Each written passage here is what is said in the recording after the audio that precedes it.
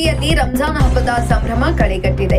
ಈ ಪವಿತ್ರ ದಿನದ ಅಂಗವಾಗಿ ಇಂದು ಬೆಂಗಳೂರಿನ ಬೆನ್ಸನ್ ಟೌನ್ನಲ್ಲಿರುವ ಪ್ರಸಿದ್ಧ ಖಾದ್ರಿಯಾ ಮಸೀದಿಯಲ್ಲಿ ನಡೆದ ಸಾಮೂಹಿಕ ಪ್ರಾರ್ಥನೆಯಲ್ಲಿ ಮುಖ್ಯಮಂತ್ರಿ ಸಿದ್ದರಾಮಯ್ಯ ಅವರು ಭಾಗವಹಿಸಿ ಮುಸ್ಲಿಂ ಬಾಂಧವರಿಗೆ ಶುಭಾಶಯವನ್ನ ಕೋರಿದ್ದಾರೆ. ಶಾಸಕ ರಿಜ್ವಾನ್ ಹರ್ಷದ್ ಅವರೊಂದಿಗೆ ಖಾದ್ರಿಯಾ ಮಸೀದಿಗೆ ಆಗಮಿಸಿದ ಮುಖ್ಯಮಂತ್ರಿ ಸಿದ್ದರಾಮಯ್ಯ ಅವರು ಕಪ್ಪು ಬಣ್ಣದ ಟೋಪಿ ಧರಿಸಿ ಗಮನ ಸೆಳೆದರು. ಮಸೀದಿಯ ಮುಂಭಾಗದಲ್ಲಿ ನೆರೆದಿದ್ದ ಸಾವಿರಾರು ಮುಸ್ಲಿಂ ಬಾಂಧವರೊಂದಿಗೆ ಕೈ ಜೋಡಿಸಿ ಹಬ್ಬದ ಶುಭಾಶಯಗಳನ್ನ ವಿನಿಮಯ ಮಾಡಿಕೊಂಡರು.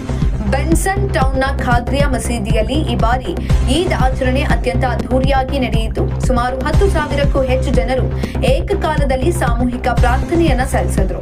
ಇನ್ನು ಮಸೀದಿಯಲ್ಲಿ ಹಬ್ಬದ ಹಿನ್ನೆಲೆಯಲ್ಲಿ ಸಕಲ ಸಿದ್ಧತೆಗಳನ್ನ ಮಾಡಿಕೊಳ್ಳಲಾಗಿತ್ತು. ಭದ್ರತೆಯ ದೃಷ್ಟಿಯಿಂದ ಪೊಲೀಸರು ಮಸೀದಿಯ ಸುತ್ತಮುತ್ತ ಬ್ಯಾರಿಕೇಡ್ಗಳನ್ನ ಹಾಕಿ ಬಿಗಿ ಪೊಲೀಸ್ ಬಂದೋಬಸ್ತನ್ನ ಏರ್ಪಡಿಸಿದ್ರು. ಇನ್ನು ಪ್ರಾರ್ಥನೆಯ ನಂತರ ಮಾತನಾಡಿದ ಸಿಎಂ ಸಿದ್ದರಾಮಯ್ಯ ಅವರು ಈದ್ ಉಲ್ ಫಿತರ್ ಹಿನ್ನೆಲೆಯಲ್ಲಿ ಸಮಸ್ತ ಮುಸ್ಲಿಂ ಬಾಂಧವರಿಗೆ ಶುಭಾಶಯವನ್ನ ಕೋರಿದ್ರು. ಪ್ರವಾದಿ ಮೊಹಮ್ಮದ್ ರವರ ಜೀವನವು ನಮಗೆ ಶಾಂತಿ, ಸಹೋದರತ್ವ ಮತ್ತು ಮಾನವೀಯತೆಯ ಸಂದೇಶವನ್ನ ಸಾರುತ್ತದೆ.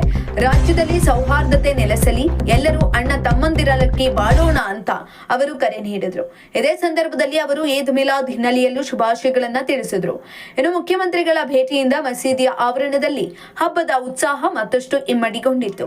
ಸಮಾಜದ ವಿವಿಧ ಗಣ್ಯರು ಕೂಡ ಈ ಸಾಮೂಹಿಕ ಪ್ರಾರ್ಥನೆಯಲ್ಲಿ ಪಾಲ್ಗೊಂಡಿದ್ರು.